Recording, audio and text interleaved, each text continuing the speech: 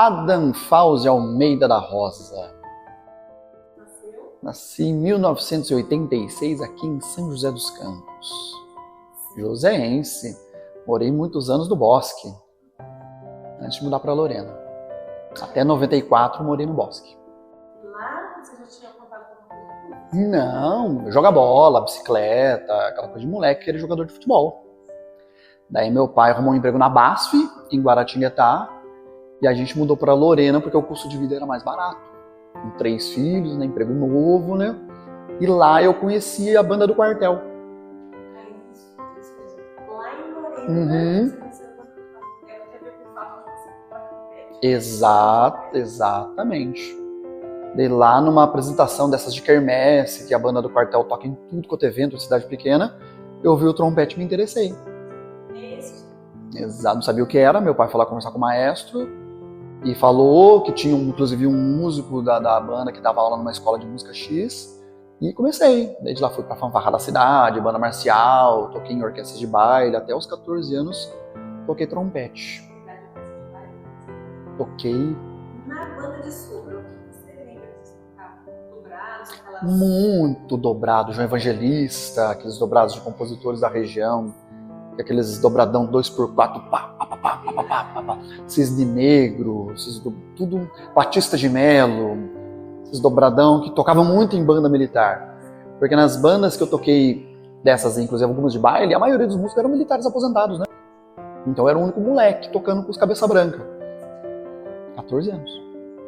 14 anos. Meu pai assinava autorização pra eu tocar com a orquestra. O maestro ia me buscar em casa e me devolvia em casa. Eu toquei, a gente tocava muito nesses concursos de fanfarra que tinha no estado de São Paulo inteiro.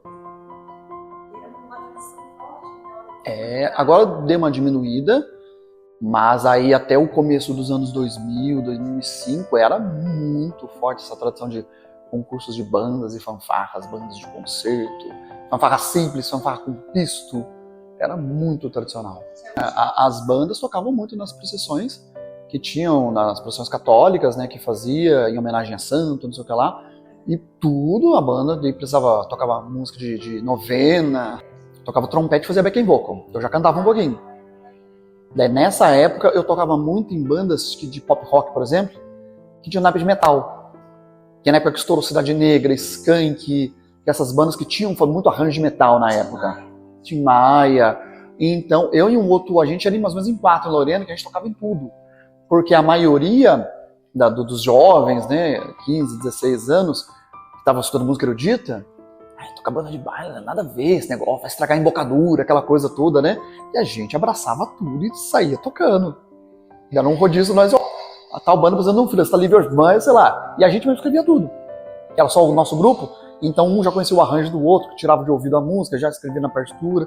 Era eu e mais um trompetista e 2 trombonistas. A gente ficava rodando as bandas assim, que tocava na noite lá. E já era antes, na verdade. Isso aí pra mim na época já era simples. 14, 13 anos, eu sempre gostei sempre fui xereta. Então eu sempre gostei de ouvir e tentar achar a nota. Alguém te perguntou? Você não é nada óbvio. Eu sempre achava legal ver o maestro escrevendo. E ele foi me dando as dicas. Como é que você escreve isso aqui? Ele vai te dar uma dica só pra você não se perder. Começa pelos baixos, pra você achar a tonalidade. Se tiver alguma inversão, você vai achando os acordes. E ele me deu a dica. Era o Marcão na época, mas da fanfarra que eu tocava. Isso.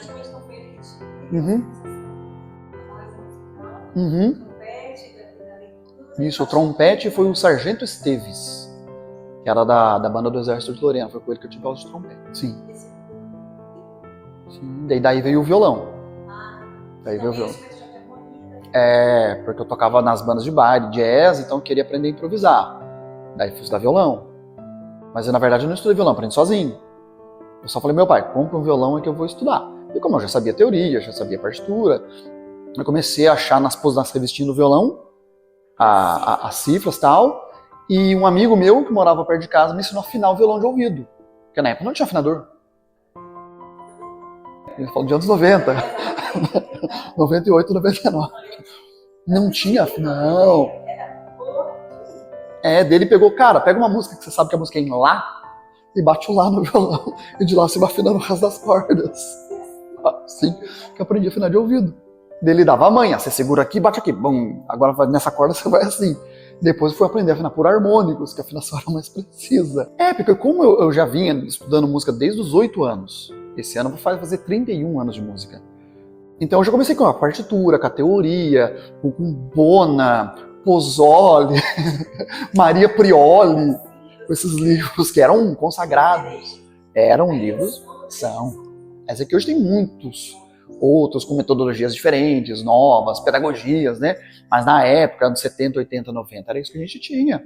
Depois que veio os livros de harmonia do Paul Hindemith, daí já era uma outra linguagem. E é uma coisa que é engraçado o estudo de harmonia, porque no começo você não pode nada. Depois você pode tudo.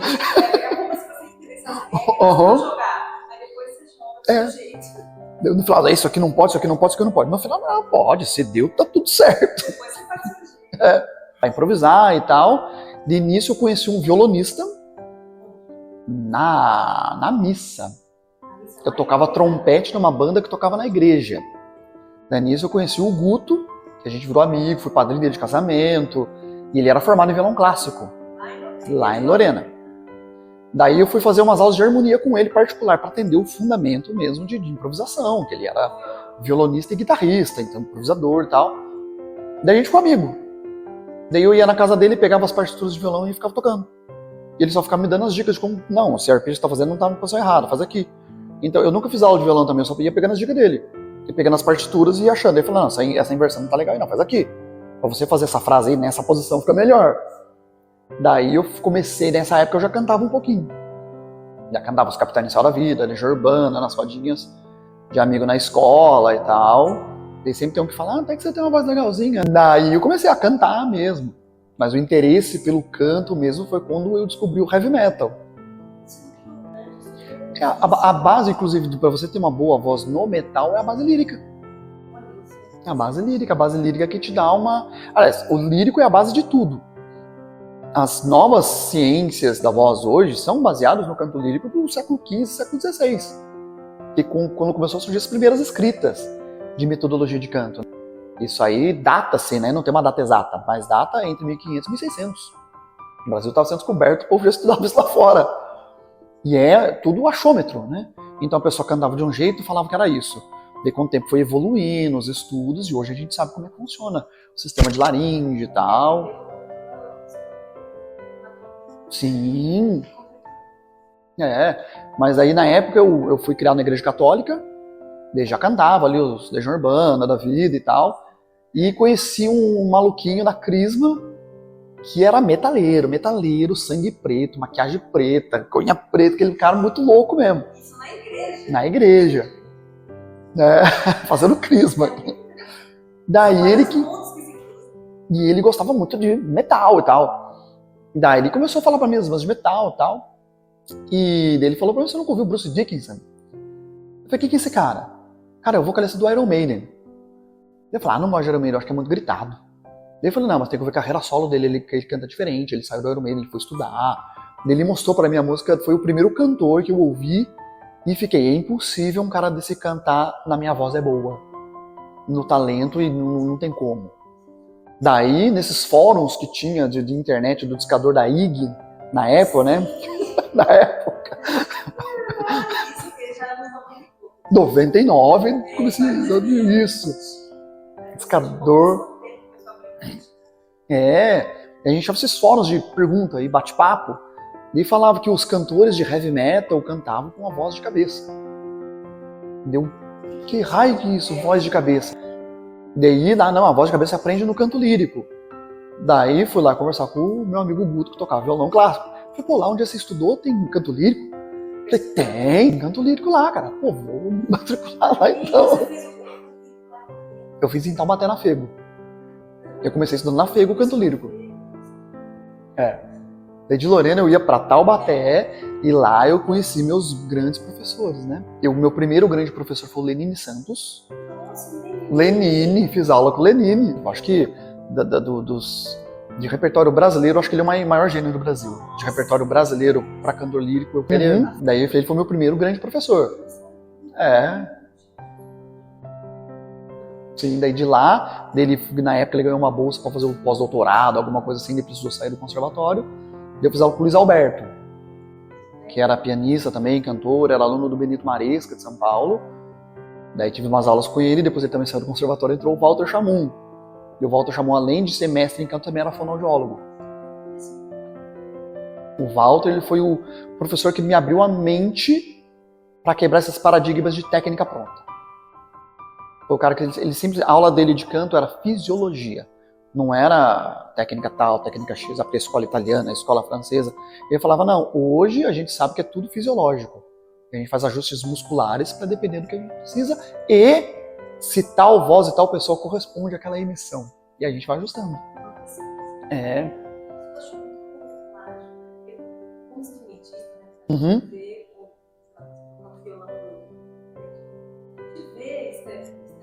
Uhum.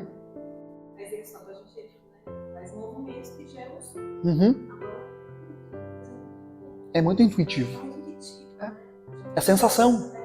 De como dizia o maestro Marconi Araújo, o último professor que eu fiz aula. Ensinar em São Paulo. Já tinha terminado a FEGO, daí já estava estudando por fora. Daí já fiz outros cursos, masterclass e tal. Daí conheci o maestro Marconi Araújo. Ele falava, cantor decora sensação, cantor não decora som.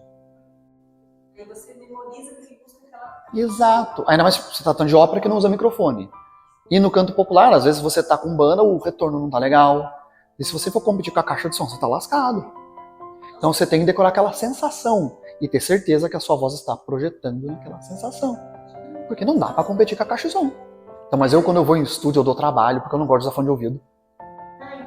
Os produtores ficam louco, que eu ponho um aqui de um lado, daí fica às vezes vazando aqui, o cara, mano, tá vazando. Eu tenho muitos alunos que cantam na noite, que já foram em The Voice, Máquina da Fama, Raul Gil, dos meus alunos. Comecei a dar aula na igreja, né, quando eu participava da igreja, a assistente do padre lá falou, tá tendo muita procura de aula de música, você não quer dar aula? Eu nunca tinha dado aula, tinha 18, 19 anos, já estava estudando canto lírico e tal. Daí de lá eu comecei a dar aula na paróquia que eu participava, daí de lá eu fui dar aula na Canção Nova, num Progem, que era um projeto cultural que eles tinham tipo um projeto guri, daí de lá eu fui dar aula no projeto guri. No final, começo da fase adulta aí, foi onde eu já estava encostando no trompete, comecei a tocar na noite em barzinho, violão e voz, fazer casamentos com violão e voz.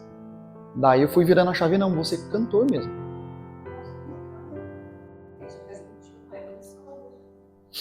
Vou fazer 40. E muita gente pergunta, mas você vai fazer, tem mais de 30 anos de música? É porque eu comecei novo também. Eu sou novo, mas eu comecei muito novo. Então, por exemplo, além da formação no conservatório, eu tenho 12 cursos. 12.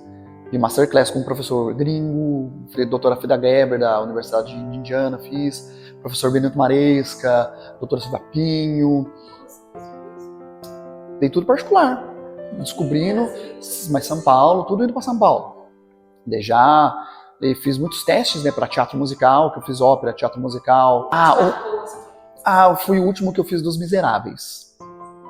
Foi a audição mais sensacional que eu fiz. Porque normalmente você entra na sala sozinho, né? Canta a sua área, a sua canção, a banca te dá um ok, te faz um comentário e diz, ok, muito obrigado. Esse dia foi muito legal, porque foi um produtor inglês que veio. Porque todos esses grandes musicais internacionais sempre tem um produtor ou americano ou inglês, que é da Broadway. Isso, porque quem faz essas produções grandiosas é a Time for Fun, que é a maior produtora de teatro musical da América Latina, que traz essas franquias internacionais. Então sempre vem um produtor gringo acompanhar, né, o nível da produção. Então realmente eu já cantei, mas em companhias pequenas. Nas grandes, realmente nunca cheguei a fazer um espetáculo ao vivo nas grandes. Mas eu fiquei muito feliz, ficava feliz porque eu chegava em fases importantes por mérito, não por QI, não porque eu puxava saco de maestro, puxava saco de coach. Então realmente chegava em semifinais assim e feedback de produtor inglês, né, que o cara só trabalha como cantor da Broadway. Então a gente fica feliz. E esse foi o mais legal. Que a gente tava lá na filinha, né? O crachazinho, todo mundo esperando. O produtor chegou e fez assim: do 1 ao 30, pode andar. E todo mundo ficou assim. Como assim? Entrou no auditório. Entra aí. E ele chegou a gente, ó. Ninguém tem vergonha de cantar no fim do outro, né? Vamos lá. Daí fazia tipo um Uniduniteu. O cara era muito louco, uma figura. Esqueci o nome dele. Ele fazia assim. Você, you. Olha. Daí falava pra autora brasileira, pega a ficha do cara aí. Daí você cantava, fazia as observações dele. Misturado. E tudo Um mar de cantores. junto e misturado. Você, tenor, barítono, pianista, pega a canção tal. Assim. E no susto, foi acho que uma das maiores experiências que eu tive de audição. Que assim, você chega e é verdade, pô, você não é cantor? Você vai ficar com vergonha de cantar na frente do colega? Não, aqui todo mundo sendo avaliado igual. E assim. Você tá falando de Exato, que você chega, né, sozinho, aquela banca toda e tal. E foi uma experiência. Que tem banca que faz questão. Tem banca que faz questão de ser terrorista. A pessoa não fala nem bom dia. Você chega lá e bom dia, os caras assim. não tem obrigação de responder. É. É necessário. Você quer ver uma pessoa dar o melhor dela, mas você deixa ela tensa. Mas acho que de audição foi uma das experiências mais interessantes. E cheguei na semifinal. Muito legal. Fiz Fantasma da Ópera, também teste Fantasma da Ópera. Fiz O Homem de la Mancha do Miguel Falabella, audições. Fiz West Side Story com Jorge Tacla. Sim. Uhum. Né, cantei junto com a cantora Mary Oliveira de Taubaté, na companhia dela de ópera, que fazia os recitais em Taubaté. Não, foi iniciativa dela mesmo. Ela, com os contatos que ela tinha, ela conseguiu um espaço, né, o pessoal abria para ela poder fazer as peças, mas não foi editar nada. Isso, eu tenho 2 bandas de heavy metal, 3 projetos na verdade. Eu tenho a Romanos 13, que é um projeto de heavy metal autoral. Tenho uma banda tributo ao Black Sabbath, que as 3 fases do Black Sabbath, do Ozzy, do Dio e do... Esqueci o nome do menino agora. E agora a gente tá com um projeto tributo ao Bruce Dickinson. Então, aquele que você me mandou do link. Esse aí é o meu projeto autoral. Esse é o meu projeto autoral, que é o Handmade Project. Que é um projeto que anos que está guardado, que é só acústico. Você Eu. é o seu. Eu gravo os violões, eu faço a orquestração no teclado, gravo as vozes, eu mesmo mixo, eu mesmo produzo, né? Porque eu trabalhei na Kodimuki, eu fiz produção, direção vocal na Kodimuki, que foi uma gravadora católica grande do começo dos anos 2000, que produzia aquelas bandas Anjos de Resgate, Rosa de Saron. Eu cheguei a fazer direção vocal na Kodimuki. Isso. Daí eu pegava as manhas. Eu sempre gostei. Eu falo que eu sempre fui meio perturbado. Porque eu sempre vi alguém fazer. Eu falei, como é que você faz isso daí? Eu sou curioso. Então, se eu estiver tocando violino, eu vou fazer. Como é que você faz isso aí? Vou querer tocar violino? Não, mas eu vou querer saber como é que você faz. Então eu vi o pessoal produzindo, mexendo nos computadores e gravando. Eu falei, como é que você faz isso aí? E o cara fala, não, tem que ter esse equipamento aqui, tem que ter esse programa. E eu comecei a me gravar em casa. Uns programinha aqueles bem... Eu comecei tipo Cakewalk. Isso aí, 98, 99. A gente com aqueles computador de mesa, com a CPU desse tamanho. Daí não tinha mesa de som para aquilo aí. As mesas de som para aquela época era só mesa muito cara, só os estúdios que tinha. Não tem a praticidade que a gente tem hoje de se gravar em casa. Você compra uma plaquinha de som, USB, e todo mundo tem um home studio. Naquela época era tudo muito caro. Então eu comprava aqueles adaptador de cabo P10 para P2, ligava o microfone em Leson que eu tinha na bunda do computador, na placa de som, e fazia meus testes lá. Então, a primeira gravação profissional que eu fiz, eu tocava trompete. Foi num concurso da Veril. Da Veril Instrumentos Musicais. Eu tinha lá 14 anos e fiz um concurso para Veril, para que eles iam dar um instrumento novo, um curso com um professor renomado lá, se não me engano, quem que era? Não vou lembrar agora quem que era o trompetista. Famoso que eles iam dar um workshop assim, de presente, e você ganhava um livro, tal, e eu gravei uma fita cassete. Você tem isso? Eu acho que eu devo ter, meus pais devem ter guardado em Lorena. Que era, chegava lá e o famoso errou, grava de novo. Não tinha autotune, não tinha corta, vai daqui, errou, grava, perdeu o rolo de fita. Então eu falo, gente, por mais que o cantor não tivesse uma grande técnica naquela época, ele tinha que chegar e fazer. Um take, 2 take, acabou. Sim. E você vê que os cantores faziam ao vivo. Os músicos tocavam ao vivo. Não, infelizmente, o lado bom e o lado ruim da tecnologia. Hoje em dia, os artistas, tudo depende do computador. Tudo usa o tal do VS, que é o playback, né? E se perder o VS, o cara não canta, não toca. Tem muitos artistas por aí, não vou falar nomes, que dependem de VS. Que fica com o baterista.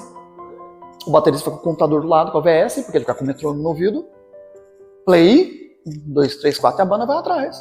Agora, tem muitos artistas que usam o VS para cantar por cima. Sim. E ele fica com fone de ouvido e tal. E a parte que ele sabe que ele não vai conseguir fazer ao vivo, ele dubla. Muito artista, muito artista. Tem. Ou ele leva o corinho dele já gravado e chega no trecho tal que o corinho já tá pronto, ele finge que tá cantando. É muito sério. É muito sério. Uma vez eu vi uma entrevista do Sidney Magal falando sobre isso.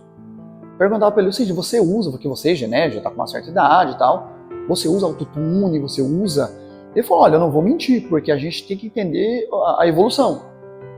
Então, hoje em dia, não é mais naquela época que as bandas ficavam 1 ano produzindo um disco. Né? Você ia para um estúdio, ficava numa chácara, a banda junto, produzindo. Hoje em dia, a gente lança tudo single.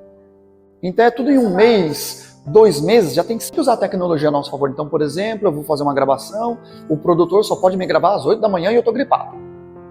Eu vou lá gravar às 8 da manhã, o que eu errei ele vai fazer no computador. Porém, eu sei que eu canto ao vivo.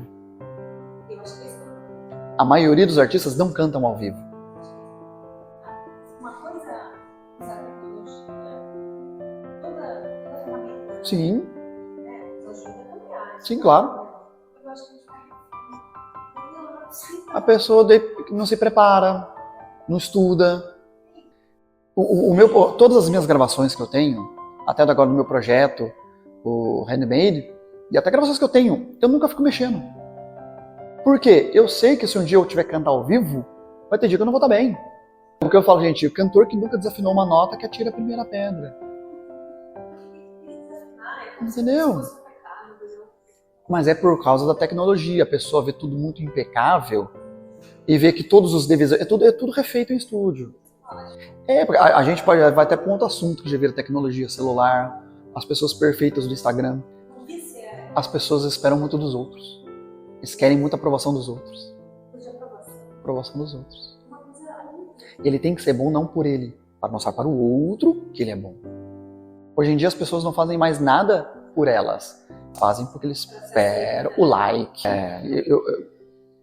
Eu sou dessa época que literalmente o pessoal fala que queria ser músico e ia passar fome. A gente é dessa época. Imagina você fala que você é músico dos anos 90. Eu morava em Lorena. Então, se hoje eu consegui o que eu consegui, faço o que eu faço, é graças aos meus pais. Nunca... Você quer ser músico? Porque o meu irmão mais velho é eletrônico. Meu irmão é técnico em eletrônica e trabalha em empresa grande. O meu irmão do meio é supervisor de vendas, de imóvel. Eu sou músico. Então, meus pais sempre... É isso? Então, o que a gente puder ajudar, a gente vai ajudar. Então, vamos procurar escola de música, professor e vamos ver. É isso que você quer, o que a gente puder ajudar, a gente vai. Pra gente tirar folga é difícil.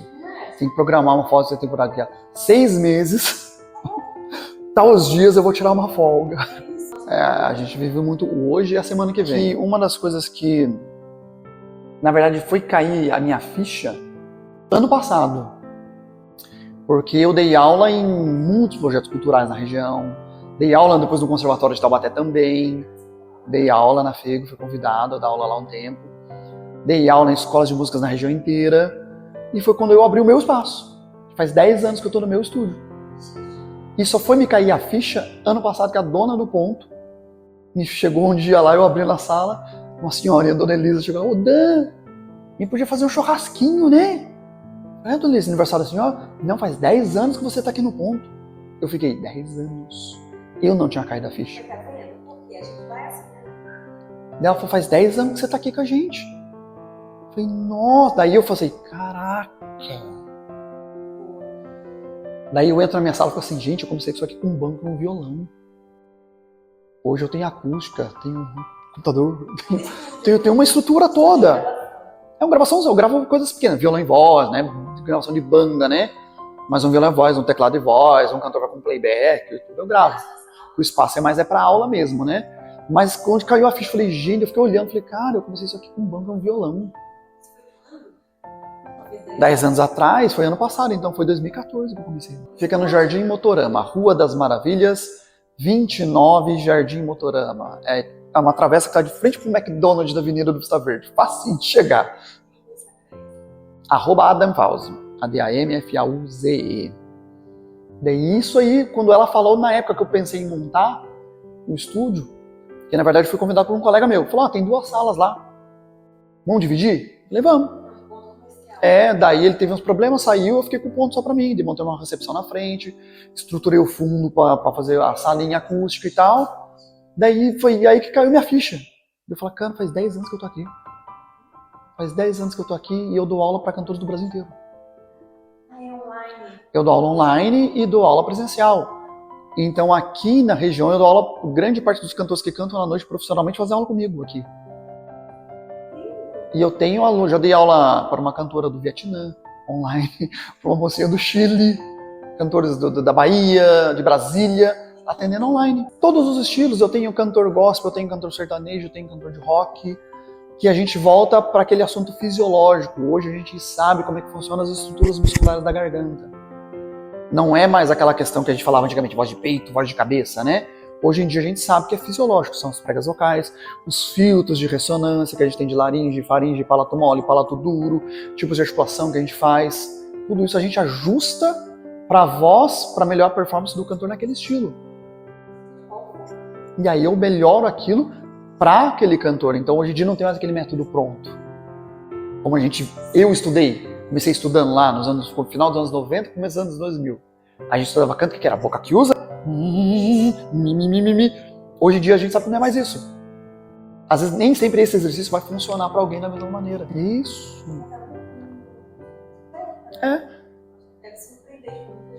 Então hoje, toda vez que eu vou atender um cantor, eu falo, cara, vamos fazer uma avaliação primeiro antes de começar as aulas? Eu marco um horário e eu vou ouvir aquele cantor cantar.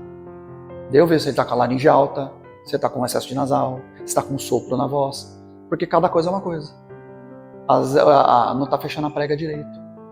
Às vezes a voz está muito anasalada, porque às vezes canta sertanejo, por exemplo, que tem muita questão do nasal. Dá para colocar o nasal por causa do estilo? Dá, mas tem que tomar cuidado para a gente não anasalar. Uma coisa é você ter som nasal, outra coisa é cantar pelo nariz. A gente tem que tomar cuidado. Por exemplo, né, não vou falar nomes de cantores que não posso, né? Mas hoje em dia você já viu que a molecada nova, todo canta com aquela voz assim, molecada sertanejo, aquela voz só assim. Você fala, por que você está cantando desse jeito? É porque é do estilo. Não. Eu falo para os caras, não precisa nem ir muito longe. Anos 70, 80, no modão. Se a gente for pegar o começo dos anos 2000, quem que eram os cantores que faziam sucesso naquela época? Eu não estou falando de técnica, estou falando de identidade. Bruno Marrone, César Minotti Fabiano, Vitor e Léo, Edson Hudson. Cada cantor abria a boca e você sabia quem que era quem. Hoje em dia, criou-se um falso padrão comercial. Porque uma certa dupla estourou com esse tipo de som, cantando, dessa molecada nova, tudo foi atrás. Daí você pega de 2010, 2015 pra cá, você escuta as duplas masculinas, parece que é tudo a mesma coisa. É tudo com aquela voz assim. E você fala, não, mas não sei quem, não sei quem, não sei quem, não sei quem. Cara, pra mim é tudo a mesma coisa. Eu não sinto o artista. Porque é o que a gente falou da tecnologia também, porque a pessoa não pensa mais. Eu vejo que a galera da antiga, a gente que tem uma essência, que tem boa orientação, a pessoa pensa na verdade. Não pensa num padrão para ganhar dinheiro.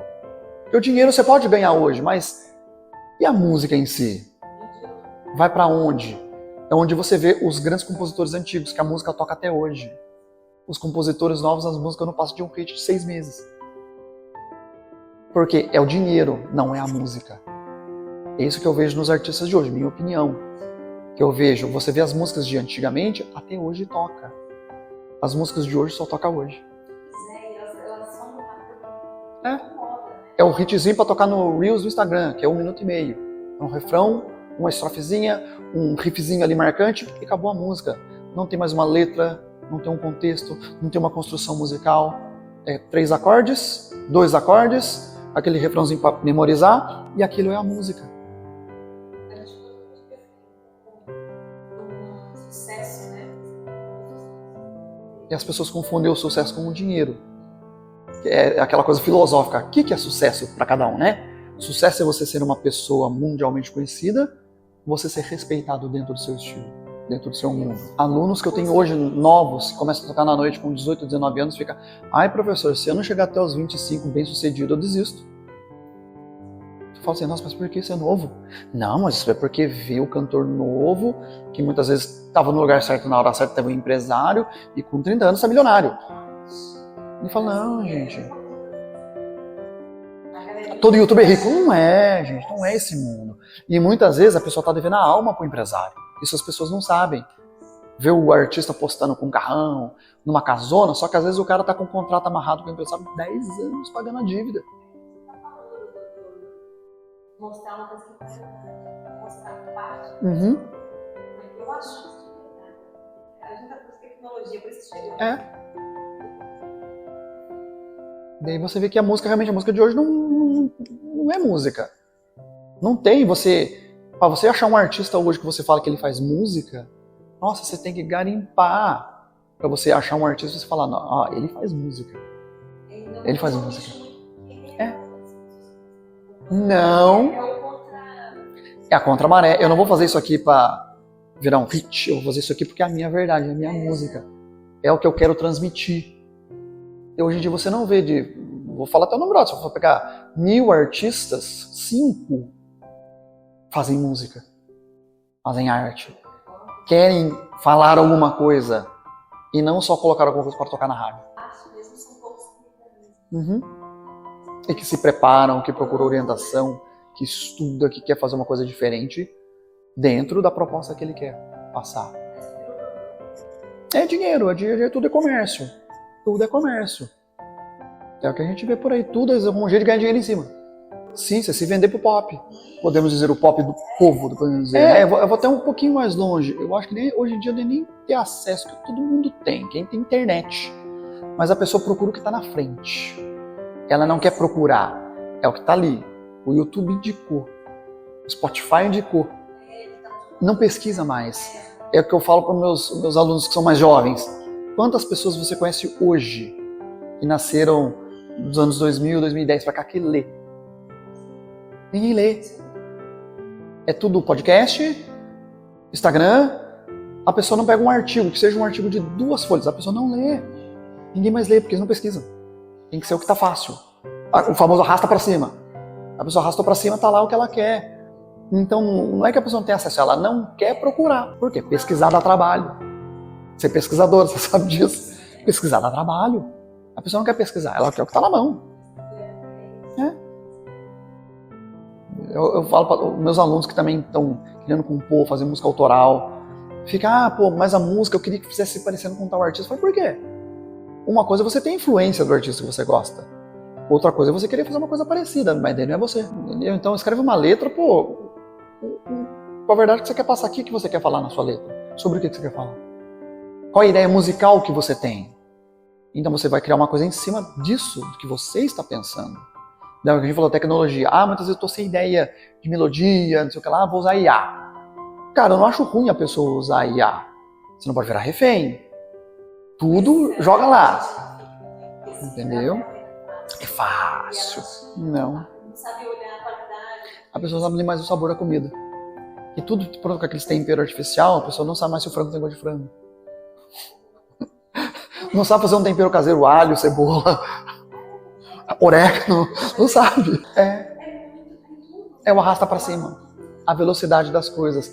Eu converso muito com meu filho, porque se não é a gente ensinar para as crianças de hoje, tudo para eles é muito fácil. Uma vez eu conversei com ele: Antônio, na época do papai não tinha esse negócio de abrir um aplicativo e ter 500 filmes, não, cara. Ele: Na época do papai tinha 3 canais na televisão. E ficavam gritando na antena, virando pra baixar o sinal. Mandei uma mensagem, chegou no Japão. Porque a criançada tá assistindo um vídeo no YouTube, a propaganda já xinga. Falei: calma, cara. Não é assim. A internet oscilou, já fica bravo. Eu tava conversando com ele: não, filho, não é assim. Meu filho vai fazer 8 anos. Eu falo: não é assim, não, calma. A internet caiu, tá tudo bem, cara. Daqui a pouco ela volta. É tudo muito ansioso. muito ansioso. Tem que ser naquela hora, porque é assim. Não sabe esperar.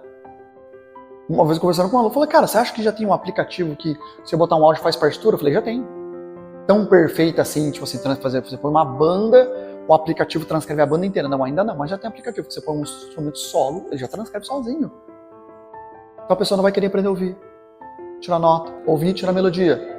Entendeu? É uma colcheia pontuada, ou é uma quiáltera bem estranha. Você tem que ficar pensando no tempo. Não. Então também é uma palavra até pesada que eu vou falar, mas as pessoas estão emburrecendo por causa da tecnologia, que viram refém da tecnologia.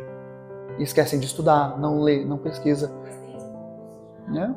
A tecnologia está lá para a gente usar sim, para ajudar na praticidade do dia. A gente não pode virar refém da tecnologia. Sim, eu estava até conversando com a Michelle, minha namorada, que a gente da nossa geração é a última geração que viu mudanças no mundo. A gente saiu do telefone, da fita cassete pro CD, né, do telefone de fio pro celular tijolão, depois diminuiu, do computador, o primeiro computador que eu tive foi um Pentium 2, aquela CPU embaixo do monitor, foi o primeiro computador que eu tive em casa. E a gente viu isso, a TV a cabo, a internet do discado para a internet veloz. A gente viu tudo isso. A geração de hoje não sabe mais o que é isso, é tudo a base de tecnologia. Não. A TV de tubo para TV LCD. Aquela TV que precisava de 5 pessoas para carregar, para aquela que você põe debaixo do braço hoje e sai andando. A primeira televisão de 29 polegadas, que precisava de 3 pessoas para carregar. Sim, a foto do filme. 12 poses, 36 poses. E tirou a foto, perdeu a foto, se estava feio. Bom de foto queimada, hein? Agora você tirou, vai subindo. Na hora que você vê, você está com 1000 arquivos que você não sabe o que tem ali. Gente, não deixem de ler. Não deixem de ler. Não se vendam para a tecnologia. Ainda mais você falando de arte, de música. Se você quer fazer música, quer fazer arte, estude e se prepare para lançar uma coisa sua. Não uma coisa para os outros, mas uma coisa sua. A sua verdade, o que você quer mostrar. Não se prenda à estética, às sonoridades para agradar o público, para ganhar dinheiro, mas assim o que você quer transmitir dentro do seu conteúdo musical, artístico, faça da melhor maneira. Procure, estude, se prepare e faça a sua verdade.